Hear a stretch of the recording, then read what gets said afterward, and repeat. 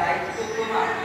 আর একটা কথা, তোমাদের বাকি বন্ধুরা এখন সবাই ছন্ন ছাড়া। তোমাদের চারজনকেই তাদের আবার একত্রিত করতে হবে। সাবধানে, কারণ এই কাজ করতে গিয়ে তোমরা যদি ধরা পড়ে যাও তাহলে আমরা নিজেদের প্রাণ দিতেও ভয় পাবো না ভূপেনদা।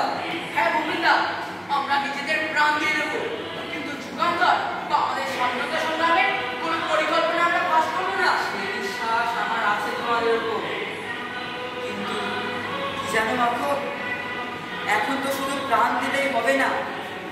প্রাণ দিয়ে না হয় তোমরা স্বাধীনতা, কিন্তু তারপর দেশের ভবিষ্যৎ কি?